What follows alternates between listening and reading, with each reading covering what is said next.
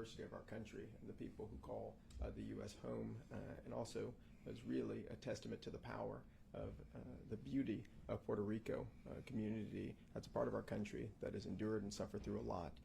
And so hope everyone was able to enjoy that. And we want to wish everyone a happy Black History and Futures Month, recognizing this celebration really started 100 years ago with Carter G. Woodson founding Negro History Week, and it's been expanded into a month, but we know the contributions of African American and Black people is annual. Black history is American history, and this recognition is just so important that we continue to keep in mind all of the valuable contributions and priceless contributions of Black Americans to our country, particularly at a time of racial animus with the white supremacist president of the United States posting pictures of former President Barack Obama and First Lady Michelle Obama, my forever president and First Lady, as apes and monkeys. We know we have a responsibility as people of good conscience, of good moral conscience, to speak up and speak out against racism, but Donald Trump is who we thought he has been the entire time, whether it be the 5 people who were proclaimed innocent in New York, or the tenants who he refused to give housing to because they were Black, African American, or immigrants. He's a racist bigot, and people who are following him are supporting that ideology, so it's not surprising. But the responsibility for us is to make sure that people know who he is, but also that we continue to do the work of getting folks out to vote, registering people. After we learned in Shelby County 25% of voters are inactive, we are going to push very hard to make sure that they are active voters over the next 4 years, to make sure that they aren't purged from our voter rolls. Today, let me say this last point, because we are still under occupation from the federal government in Memphis and Shelby County, and so many places in our country with ICE operations, DHS, Customs and Border Patrol, and so many other these entities that are still hurting kids, separating families, and hurting people in our communities. And we want to make sure that we keep in mind the people of Minnesota, keep in mind the people of Memphis, keep in mind the communities that are still struggling to deal with what is happening to the people who we love, and people who call Memphis, who call Tennessee, who call this country home. Today we want to talk about 2 simple words: feed kids. Governor Bill Lee has refused $84 million from the federal government for the summer EBT program, and the consequences of that are devastating for the people in our communities that rely on EBT and SNAP benefits in the summertime. This is the program that he's cutting, a program that provides food for 700,000 Tennesseans, because it gives payments to parents during the summertime for them to go to the grocery store and to be able to feed their children. 70,000 of those kids live in Shelby County, where myself, Representative Salinas represent. There are tens of thousands across our state whose parents are not going to receive that funding. And the reason that was given by the administration and Governor Bill Lee was because the administrative costs were too cumbersome. It cost too much. But here's what we learned. If you look at your budget document, which we have done, and you go to page 23, Governor Bill Lee is proposing $8 million non-recurring for the supplemental, as a part of the supplemental budget, to go to the Department of Human Services for having 2 summer nutrition and food programs. He's proposing $8 million to do this. And what are those 2 programs? One program is exactly what the federal government is doing, direct payments, but it's using state dollars to go to these specific counties. If you don't live in one of these 15 counties, and lo and behold, Shelby County and many of our counties, Davidson County, is not included in that list. But if you live in one of these counties, the state will give you a direct payment of about $150, which is what the federal government's $84 million is supposed to do for all 700,000 of our kids. The second program, he's offering $5 million for institutions and organizations, churches and nonprofits, that are doing sort of the pre-packaged meal food program that the federal government has. And some of you may know this program, but a kid who is in the summer program, they might get breakfast, they might get lunch, they might get dinner, but it's a pre-prepared meal. It's $8 million to do that. It costs roughly $5.5, no more than $6 million to guarantee every poor family in our state would get access to funding through the EBT program to make sure every kid gets fed. Neither one of the solutions that the governor provides can guarantee that. No solution that the governor provides can guarantee that all 700,000 poor kids' parents are going to get the money that they need to go to the grocery store and have the dignity of selecting their own food for their child this summer. It is not a political issue. Feeding kids shouldn't be about being a Republican, shouldn't be about being a Democrat. And this is not a fiscal issue, because the governor is proposing an $8 million for 2 different programs. If we just use $6 million of that, we will be able to guarantee summer EBT funding for all kids in the state of Tennessee, which is 700,000 who are on their program. There's some administrative things to work out and to work on. I'm reaching out to the USDA to figure out how we might be able to make this even easier for our state to participate in, but it is not a fiscal issue. This is an issue of moral and political will. And we are asking that everyone reach out to Governor Bill Lee's office and demand that they fund the summer EBT program. With that, I'll pass it over to my colleague, Representative Gabby Salinas. Hi, everybody. We are in Black History Month, and both Representative Pearson and myself represent Memphis, which is one of the blackest cities in the country. And as a Latina, I would be remiss to not recognize the Afro-Latinos that are part of the Latino community and that are part of our greater community at large, and the contributions that they make.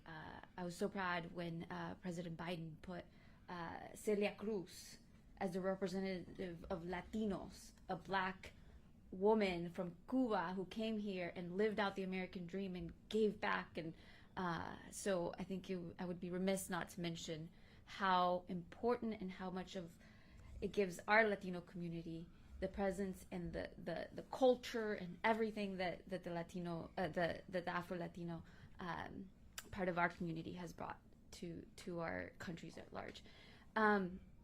Yeah, I think so much of what Representative Pearson said is so correct.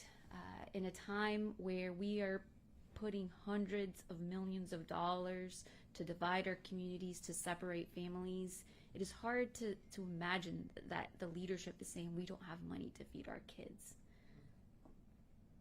Excuse me? Like, I thought we were in agreement that our kids are our most precious resource, that we value lives in Tennessee, that is a core part of who we are. We love to pride ourselves in our hospitality and making sure people get fed, and you know, they're like Hispanics and Southerners were known for feeding everybody, right? And so it's hard to see those, not our values, reflected in the budget and targeted to kids.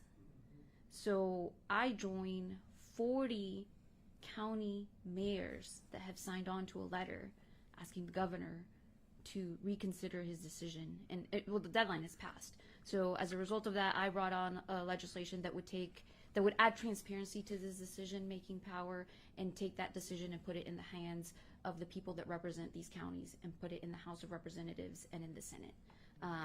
And I do believe that there would be agreement on this because of the letters and the actions that we have seen for our mayors and our local leaders, because they know the devastation that this causes for our counties. Every single county receives these funds for the summer EBT program. Every single county. So in not doing that, not accepting these funds, the governor's choosing not to feed people in every single county. And not people, kids. Kids. And as a scientist, you know, I've worked all of my career making sure that kids were getting the best shake at life. And we can't help who gets a disease, who not. This is something we can do. And the research is clear. When kids aren't getting the adequate nutrition, their brains are different when they're older. How are we expecting kids to take high-stake testing and make really important decisions about, you know, the test results when our kids are hungry? I can't focus when I'm in a meeting and I'm hungry. And I'm not a kid.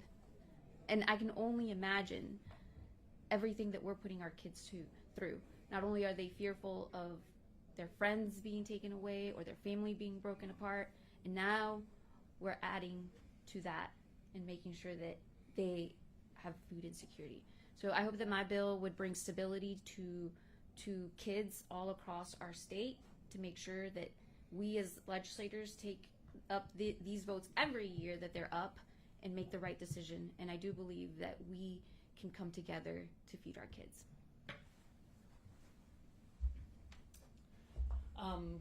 You guys, I think most of you know that I am a teacher, career teacher, and you know what Rep. Salinas was saying is so true. When you sit in a classroom, you can see you can tell when a student has not had had breakfast and not had lunch, and it really affects everything in their day. They either shut down or they become extremely active, but it is impossible for them to gain the knowledge that they need and participate the way they need when they haven't eaten. I hear a whole lot in this body about protecting kids. Well, the first thing that we have to do is make sure kids are fed. That's how we protect them to start. There's just no question about that. This breakfast and lunch program, make sure that kids who are food insecure get at least 2 meals in school every day. And it's the United Way that says in Tennessee, 44 to 50% of families in Tennessee with children are food insecure. And so we have got to do what is needed. I've been up here for a few weeks now, and I haven't heard the first thing about making things affordable for families so that they can afford groceries. I've heard attacks on the LGBTQ community. I have heard hanging 10 commandments in classes and putting volunteer pastors in schools to do counseling, but I've heard nothing about addressing the needs of Tennessee families so that they can buy groceries. So I'm excited for Rep. Salinas' bill. I have legislation to raise the minimum wage to $20 an hour, and then it increases yearly with the cost of living. That is close to what a living wage is in Tennessee, according to the MIT living wage calculator. But $20 an hour and then an increase with yearly cost of living would do so much to make sure that families can pay their utility bills, buy the prescription drugs that they need, and put the groceries that they need on their table. So we here in the Progressive Caucus have legislation to push this agenda forward. We know how desperately so many kiddos in this state are struggling. As a teacher, another thing that many of us did for kids that I knew struggled at home, I sent them home with a meal for the evening.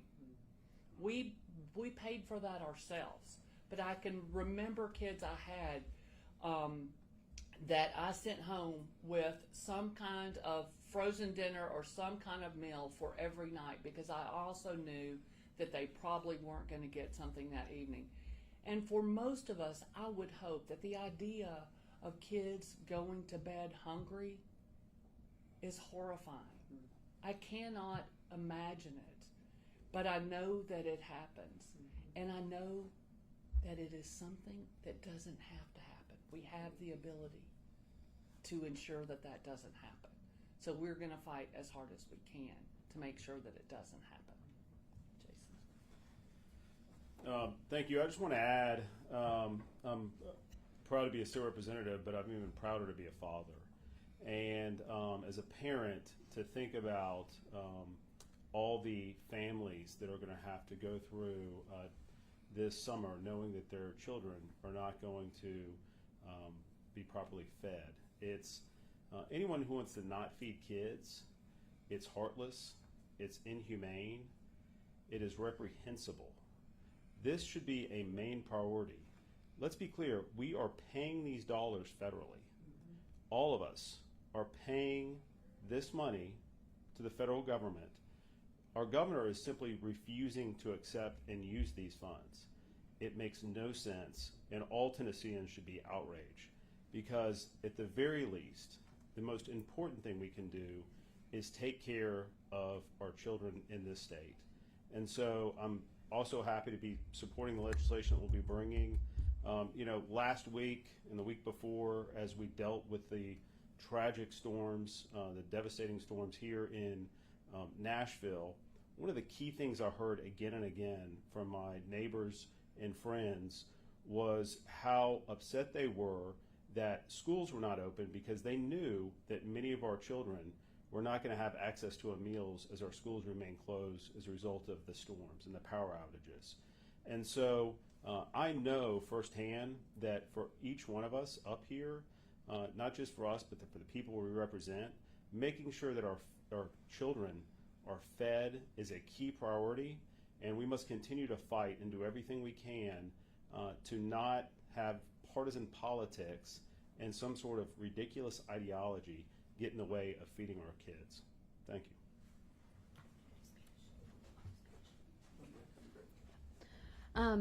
Nosotros como grupo queremos apoyar y tener propuestas de leyes que ayuden a traer el dinero que el gobernador ha decidido rechazar. Y ese dinero se usa para los programas de alimentación para nuestra comunidad, especialmente para los niños durante el verano. Entonces, mi propuesta de ley dice que el gobernador no tiene el poder de tomar esa decisión solo y que esas decisiones se van a tomar en consulta con la Cámara de Representantes y el Senado. Es falta de humanidad dejar que cualquier persona sufra hambre, pero especialmente los niños. Entonces, yo y nosotros como grupo vamos escuchando y apoyando a los alcaldes del condado, que más de 40 alcaldes han firmado una carta diciendo: nosotros queremos que el gobernador participe en este programa. Entonces, esto no se trata de republicano, ni demócrata, ni nada. Nosotros nos estamos tratando de unir para asegurarnos que cada niño pueda tener alimentación y crecer y enfocarse. Nuestros niños, ¿cómo van a poder ir al colegio y concentrarse y que les vaya bien si están sufriendo de hambre? Eso no debería pasar en ningún país, especialmente aquí en Tennessee. La representante Gloria Johnson, ella tiene una propuesta que pusiera que las personas puedan ganar más dinero en su trabajo para que puedan proveer para sus familias también, porque lo que estamos ganando ahorita no ha subido, no hemos visto ninguna incrementación en esos fondos. Can you remind me of your bill? Minimum wage. Y el representante Pearson también tiene otra propuesta que hace lo mismo. Hemos estado acá ya 2 semanas y no hemos visto ninguna propuestas que sean a favor de la comunidad y de la gente trabajadora de este estado. Hemos visto que han atacado a la comunidad inmigrante, han atacado a la comunidad LGBT, han atacado a varias comunidades, pero no han hecho nada que beneficie al pueblo y a las personas que viven aquí en Tennessee. We'll take your questions. On that Spanish note of Salinas, I'm wondering which halftime show you watched and what the Bad Bunny halftime show meant to you. Oh, well, so I'm Bolivian. That was where I was born, and we're a very small country. No one really says anything about us ever, other than usually it's bad things about the drug trafficking that happens. And to be watching it, I did not expect to hear Bolivia. And to hear, I called my mom after. I was like, "Did you see it? Did you see it? They said Bolivia. They said Bolivia." And then I went online and I watched the reaction from my friends. And you heard that from people from de Panama, Honduras, República Dominicana, all these little Nicaragua countries that often don't get recognized or seen. And I thought it was so well done. And the fact that how he ended the message of saying, "Together we are America." I thought that was so powerful. And oftentimes it's hard to remain hopeful. It's hard to find joy. That's why I think joy is resistance. I think that brought joy to our entire country. We saw millions of people tune in, and I have seen very good responses throughout after it. And I think the message of it is we can't let go of who we are, that we have to hold on to our values. And if America is a melting pot, we have to celebrate our differences. We have to celebrate where we come from, and I think that was clear to a lot of people. And in a time of darkness, in a time of hopelessness, in a time of such pain, it brought so much joy and resistance to where we are right now. And I have to say, too, as I watched with Gabby, we're sitting there, and she's on the sofa, I'm in the chair. She's up. She is up and standing in front of the TV. That's how excited she was. And she was doing a little interpreting for me, which I really appreciated because I did not understand all of it. So she would do some interpreting for me, but just the joy when they said Bolivia was just something to see. And so I wish everybody could have watched that show with people that they know and love, who it just really meant something so deep to them to experience that. And I gotta say, I brought my T-shirt that I wore yesterday. Love it. Rocking the Benito Bowl. I'm visited Puerto Rico a couple times. It's just a wonderful place. It's one of and what Bad Bunny stood up and did yesterday. It's the best parts of America. The way he closed, and he said that love is more powerful than hate. It's stronger than hate. It's what we all believe in. And I just want to also, Bad Bunny was the MVP yesterday. There was also a second MVP for the game, a proud Memphian, Kenneth Walker III. So I want to get a shout out to him.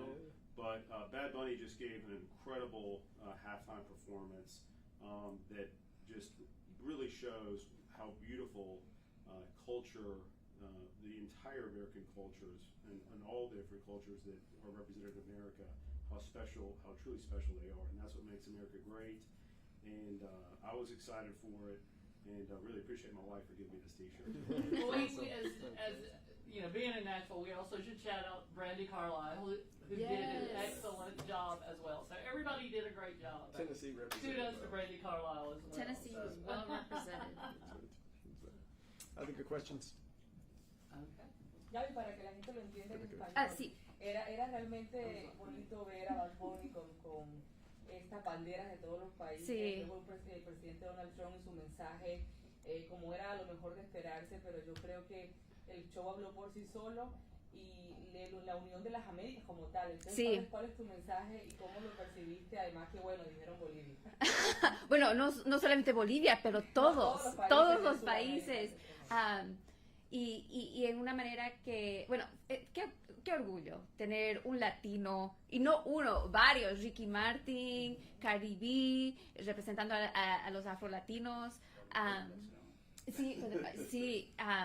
Son tantos de nuestra comunidad representada ahí en un escenario, en una tarima tan grande que más de 100 millones de personas vieron y celebraron, pero no solamente decir, las Américas, no. Él se tomó el tiempo de mencionar Jamaica, Guyana, todos los países que componen nuestro continente, que es tan especial.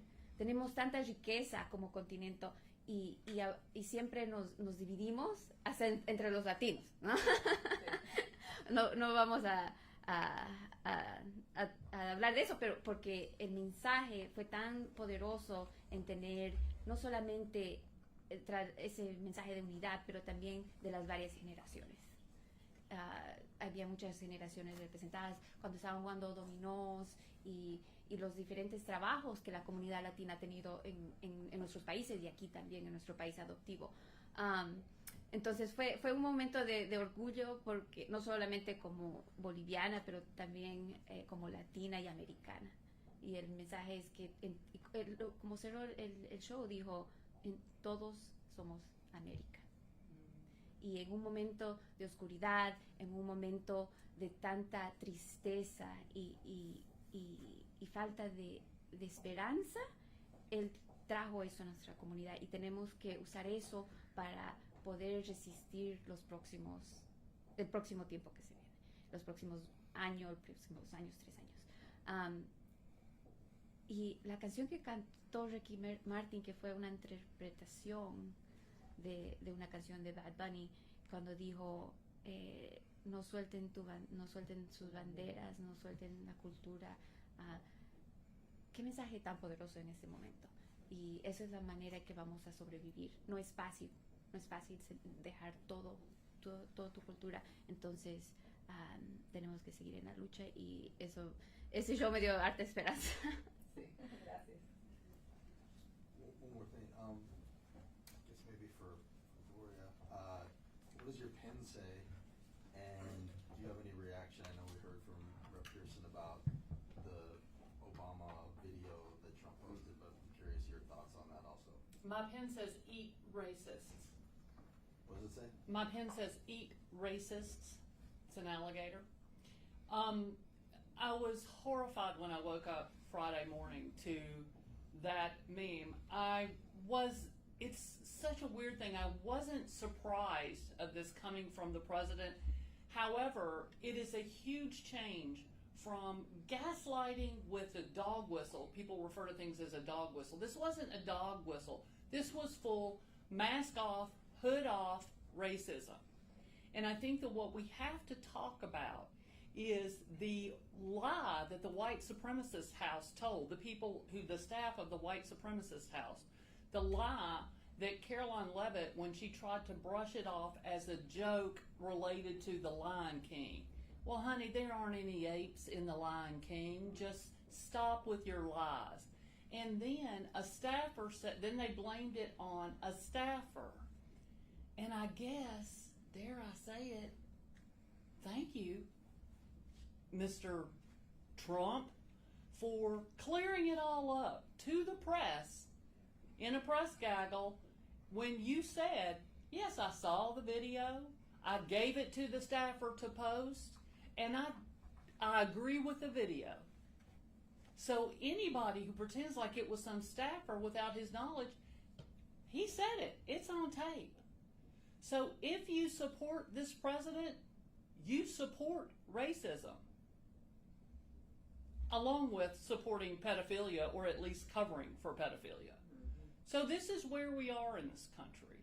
I am furious. I had to go to a meeting at 11 that morning, to a luncheon with the Commissioner of Hospitality and Marsha Blackburn's staff and Bill Haggerty's staff, and I was like, I can't sit in a room that had 200 white people and one person of color and not say a word, and to act like that I'm okay today, because I was in tears most of the morning wondering if I could go to that meeting. And I stood up in that meeting and I said, I'm sorry, but I feel the need to apologize for the shameful remarks of our president.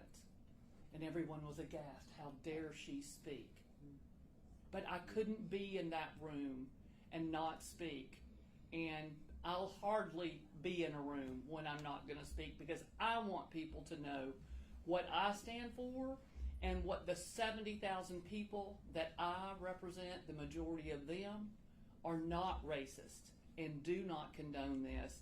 And it's time to determine which side of history you're going to be on.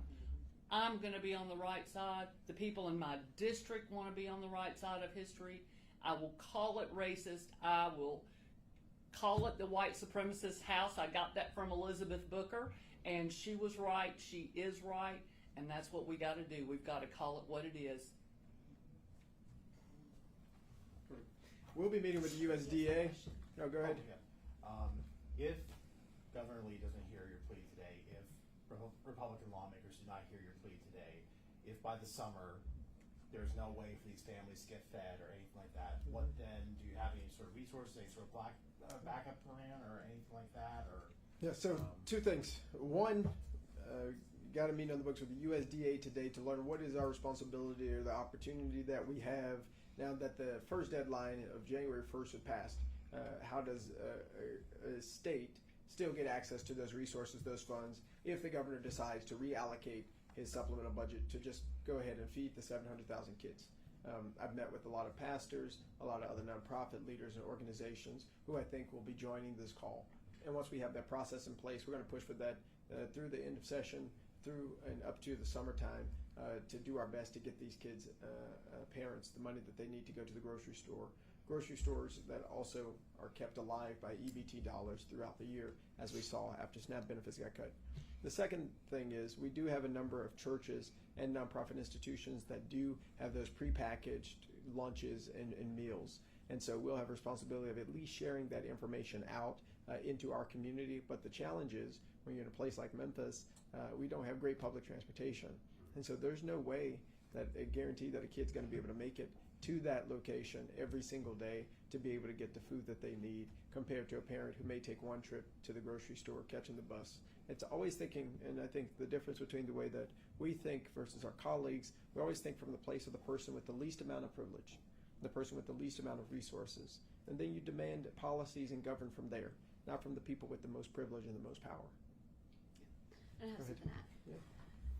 Even if we get the most perfect program and we're able to like match every dollar, which I think would be really hard in the very short amount of time, we're adding burden to poor families that are already dealing with a lot.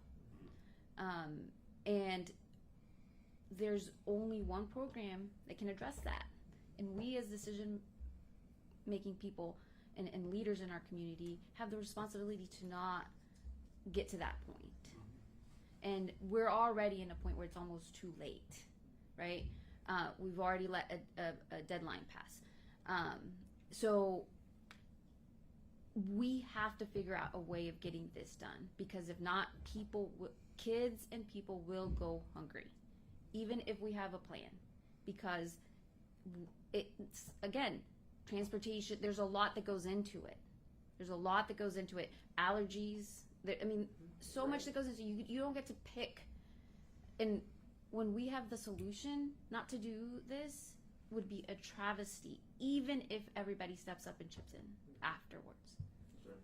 And there are to the point of no fix when it comes to like our food banks resources have been exhausted, right? Like there's only one solution, real solution, and we need to demand that solution with all that we've got and all the energy that we have. And that's what we're going to do as a Progressive Caucus. That's what we're going to encourage all of our fellow legislators to do, because as Representative Salinas mentioned, every county is impacted by this. And unless you're one of the hand-picked counties, which again, this is going to be Tennessee tax dollars are going to pay for money to go directly to parents of kids who are on EBT if you live in these counties.